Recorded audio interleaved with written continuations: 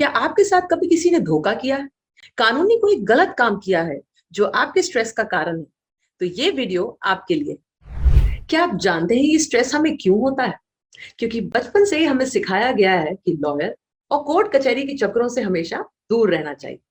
मगर देखा जाए तो यही वो लोग हैं जिनसे मिलने से हम डरते हैं, जिनके पास जाने से हम हिचकते हैं।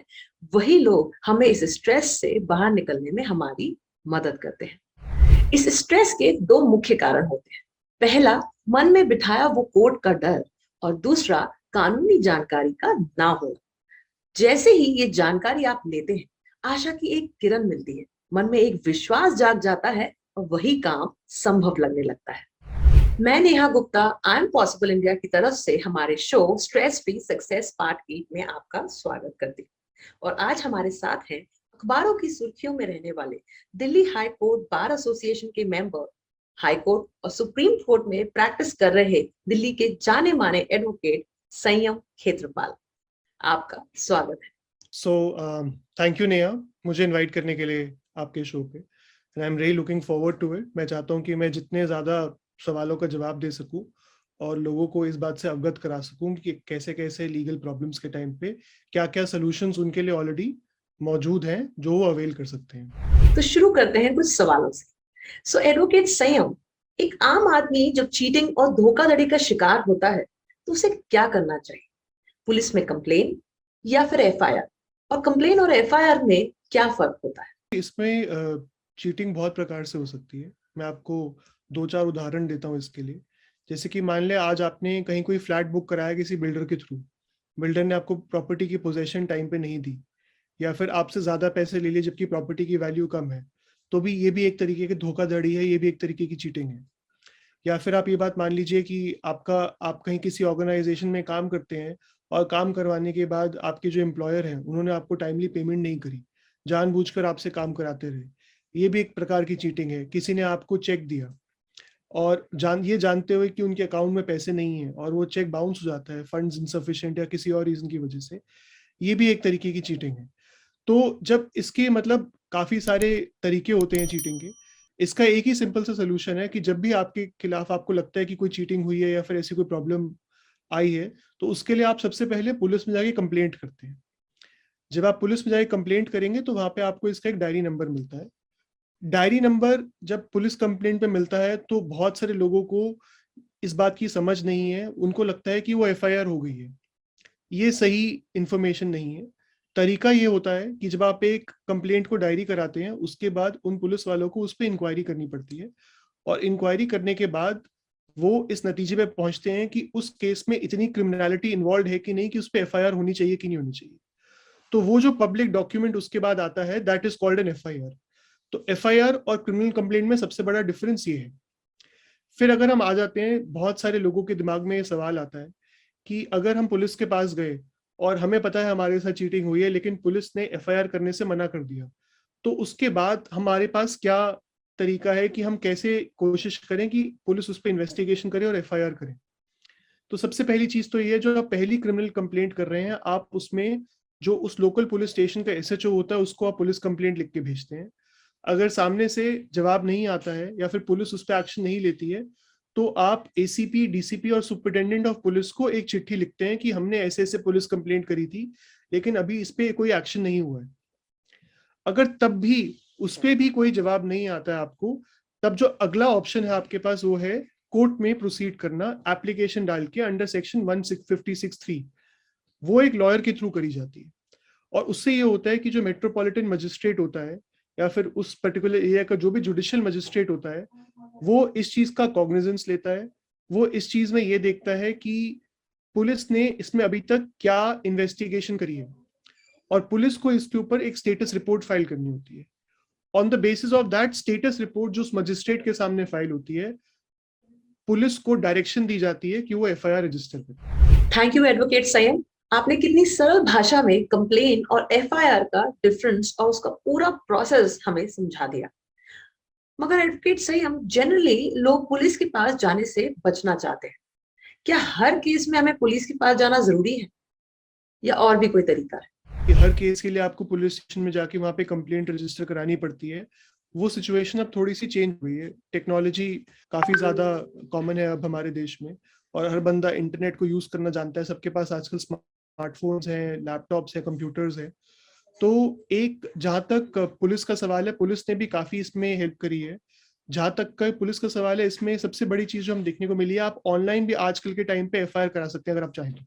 और ऑनलाइन एफआईआर कराने का तरीका ये है, जैसे कि आपको एक छोटा सा मैं उदाहरण देता हूँ। इसमें किसी की आज की डेट पे गाड़ी चोरी हो गई, तो है तो वो थेफ्ट का केस, लेकिन उसमें आपको अगर पुलिस स्टेशन में जाएंगे तो पुलिस वाले भी आपको यही करेंगे कि उसमें कहेंगे कि आप उसमें ऑनलाइन एफआईआर करें। तो वो मोटर व्हीकल थेफ्ट में ऑनलाइन एफआईआर हो जाती है।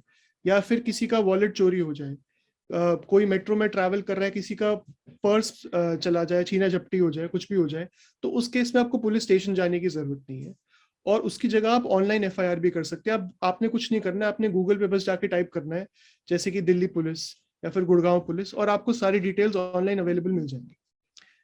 दूसरी चीज मैं आपको एक और बताना चाहता हूँ, बहुत बार ऐसा भी होता है कि आप पुलिस कंप्लेंट लेके पुलिस स्टेशन जाएं। हालांकि इस पे क्लियर डायरेक्शंस हैं honourable supreme court of India की, कि किसी को भी मना नहीं किया जा सकता है किसी की कंप्लेंट रिसीविंग करने से, जो पुलिस है। लेकिन काफी बार पुलिस उसके लिए मना कर देती है। तो उसका सिंपल सा तरीका ये है कि आपने सेम कंप्लेंट जो आपने बनाई है, अगर पुलिस वो लेने से मना कर दे, आपको पुलिस स्टेशन जाने की जरूरत नहीं है। आप उसको स्पीड पोस्ट करा दें, कोरियर करा दें, और उस कोरियर की रसीद को, स्पीड पोस्ट की रसीद को अपने पास रख लें। That is enough proof for you to say कि हमने अपनी पुलिस कंप्लेंट रजिस्टर करा दी है। So friends, honourable supreme court के अनुसार कोई भी पुलिस स्टेशन या थाना आपकी कंप्लेंट रिसीव करने से मना नहीं कर सकता। अगर कोई मना करे तो आप अपनी कंप्लेंट लिखें और स्पीड पोस्ट करवाकर उसकी रिसीव को संभाल कर रखें, जो आपके लिए एक प्रूफ की तरह काम आएगा। और अगर कोई चोरी या छोटी कंप्लेंट है तो घर बैठे ऑनलाइन एफआईआर भी आप कर सकते हैं। हमारी केंद्रीय सरकार द्वारा लॉन्च डिजिटल इंडिया मूवमेंट से आज भारत के हर गांव और कस्बे में इंटरनेट पहुंच गया है। सभी लोग इंटरनेट का इस्तेमाल कर रहे हैं। तो संयम जी, हमारे दर्शकों को आप बताएं कि घर बैठे ऑनलाइन एफआईआर कैसे की जा सकती है। इसके लिए बहुत सिंपल सा सिस्टम है। जिस भी स्टेट में आप रह रहे हैं या फिर आप वहां पे काम कर रहे हैं, वहीं की पुलिस के पास जुरिस्डिक्शन होती है आपके केस में इन्वेस्टिगेट करने की। तो हर स्टेट की अपनी अलग वेबसाइट है जहाँ पे आप ऑनलाइन एफआईआर करते हैं। जैसे दिल्ली के लिए दिल्ली पुलिस की शांति सेवा न्याय करके एक वेबसाइट है। जैसे कि हरियाणा में गुड़गांव के लिए अलग है, फरीदाबाद के लिए अलग है। अलग अलग स्टेट्स में अलग अलग ऑनलाइन एफआईआर है। तो आपको उसमें कुछ नहीं करना, आपको सिर्फ गूगल पे जाके अपने स्टेट और अपने एरिया का नाम लिखना है और साथ में ऑनलाइन एफआईआर टाइप कर दीजिए। जो सर्च रिजल्ट में पहला जो ऑप्शन आएगा वो उसी स्टेट की जो एफआईआर का पोर्टल है वो आएगा। आप उस पर क्लिक करेंगे, जैसे ही आप वहां जाएंगे उसमें ऑनलाइन एफआईआर के ऑप्शंस रहेंगे। यूजर आईडी क्रिएट करना बहुत सिंपल सा तरीका होता है। आपको सिर्फ अपना मोबाइल नंबर वहां पे डालना है और आपको एक ओटीपी आ जाएगा। उसके बाद जैसे ही आप लॉगिन करेंगे उसमें आपको अलग अलग वो ऑप्शंस दिखाएगा। एक ऑप्शन ये रहेगा कि आपको पता है कि नहीं पता है कि किसने आपके खिलाफ चीटिंग करी है या ऑफेंस किस प्रकार का है। एक ऑप्शन ये भी आएगा कि किसने आपके खिलाफ चीटिंग करी है, आपको उसके बारे में डिटेल्स नहीं पता है, आपको उसका नाम नहीं पता है। अकॉर्डिंगली आप जाके पूरा का पूरा कंप्लेंट जो भी आपको लिखनी है, संक्षिप्त में छोटे से मतलब 100-200 वर्ड में आपको लिखने का ऑप्शन मिलता है और डिटेल में भी लिखने का ऑप्शन मिलता है। वो आप पूरा का पूरा एज इट इज उसमें लिख सकते हैं। और उसके बाद वो सेव करने से पहले और रजिस्टर करने से पहले आपको दिखाएगा वो डिटेल्स पूरे, कि जो आपने सारे जो डिटेल्स डाले हैं वो सही है या नहीं, और आप उसको चेंज भी कर सकते हैं। लेकिन इसमें मेरा एक छोटा सा, आई वांट टू से one thing additionally, which is that ये ऑनलाइन एफआईआर का जो कॉन्सेप्ट है ये सीरियस ऑफेंसेस के लिए नहीं होता है। जैसे कि सपोजिटली आपको किसी का कोई मर्डर केस रिपोर्ट करना है, या फिर किसी का रेप हो गया है, या कोई चाइल्ड मॉलेस्टेशन केस है, ये जो केसेस होते हैं ये ऑनलाइन एफआईआर के माध्यम से नहीं होते हैं। ऑनलाइन एफआईआर जो होती है वो छोटे ऑफेंसेस के लिए होते हैं कंपेरेटिवली।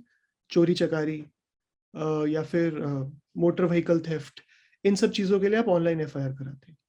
जो सीरियस ऑफेंसेस होते हैं, जैसे कि मान लेते हैं कि आपके पास एक आपको चेक मिला, या फिर आपकी पूरी की पूरी चेकबुक चोरी हो गई है और किसी ने आपके झूठे साइन करके उसमें से आपके बैंक से पैसे इनकैश करा लिए, तो इसमें ऑनलाइन एफआईआर नहीं होगी, इसमें आपको पुलिस स्टेशन जाके ही करानी पड़ेगी। और अगर आप नहीं जा सकते हैं पुलिस स्टेशन, तो आप एक कंप्लेंट लिख के स्पीड पोस्ट करा दे, जैसे मैंने अभी आपको बताया। That is also sufficient for you. So Sanyam ji, आपने हमें बताया ऑनलाइन एफआईआर का प्रोसेस, और ये भी बताया कि सीरियस ऑफेंसेस में ऑनलाइन एफआईआर काम नहीं आती। सो सीरियस ऑफेंसेस के केसेस में अगर कोई पुलिस के पास नहीं जाना चाहता तो उसके पास और क्या रास्ता है? एक्चुअली होता क्या है कि एक लेमैन को बहुत बारी नहीं पता होता कि उनको एक अपनी क्रिमिनल कंप्लेंट, अच्छी क्रिमिनल कंप्लेंट खुद कैसे बनानी है। तो उसके लिए मैं हमेशा यही सजेस्ट करूंगा कि अगर आपके नोन टू में कोई लॉयर है तो आप उस लॉयर को जरूर असिस्ट कर सकते हैं इस चीज के लिए। उससे पूछ सकते हैं कि वो कैसे आपकी कंप्लेंट ड्राफ्ट होनी चाहिए और कैसे जानी चाहिए। और सिर्फ कंप्लेंट ही नहीं, कंप्लेंट के साथ आपको अपने सारे वो डॉक्यूमेंट्स भी लगाने चाहिए जो आपके लिए बेसिकली एक एविडेंस है, ये दिखाने के लिए कि आपके साथ फॉर एग्जांपल चीटिंग कैसे हुई है या फिर फोर्जरी कैसे हुई है, ताकि अगर पुलिस को भी इन्वेस्टिगेट करना हो तो उनके पास एक ऑप्शन हो डॉक्यूमेंट देख के वो कैसे कर सके। एक चीज और इसमें आपको ध्यान देने की जरूरत है, जरूरी नहीं है कि पुलिस को हमेशा लगेगा कि चीटिंग या फोर्जरी या जो भी ऑफेंस है उसका केस बनता है।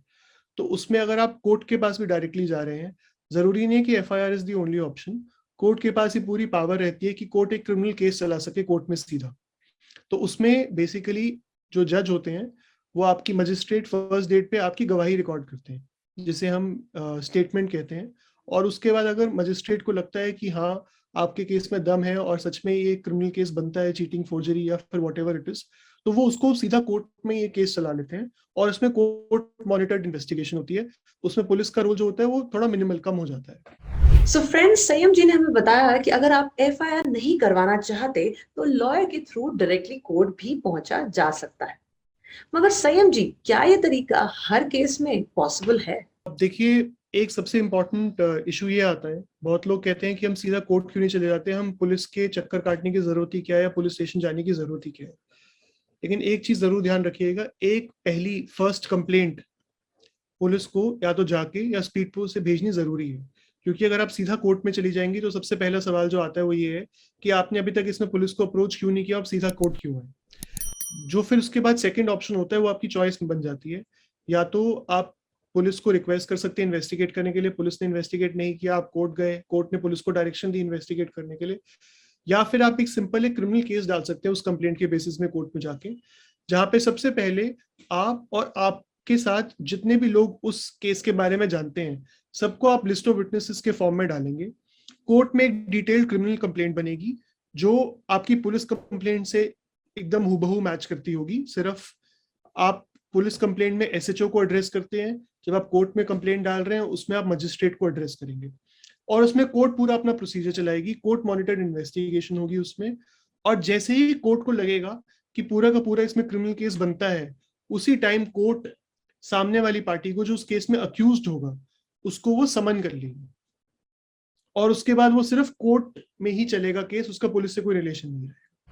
Thank you so much advocate संयम, आपने हमारे दर्शकों के साथ लॉ रिलेटेड इतनी इंपॉर्टेंट इंफॉर्मेशन शेयर की। सो फ्रेंड्स, हम आने वाले समय में फ्रॉड और चीटिंग से तो नहीं बच सकते, मगर सही कानूनी जानकारी से अपने स्ट्रेस को जरूर कम कर सकते हैं। तो ऐसी और जरूरी इंफॉर्मेशन हम आपके लिए लाते रहेंगे। तब तक आई एम पॉसिबल इंडिया के साथ अपने माइंड को ट्रेन करते रहिए और आगे आने वाली वीडियोस को देखने के लिए हमें सब्सक्राइब कीजिए। जय हिंद। वीडियो के टॉपिक या चैनल से रिलेटेड कोई भी क्वेरी या सजेशन हो तो हमें लिख भेजिए व्हाट्सएप या ईमेल पर। फ्री सेशंस के लिए डिस्क्रिप्शन में दिए लिंक को क्लिक करें और ज्वाइन करें हमारे व्हाट्सएप ग्रुप को। So friends, make life stress free with I am possible India.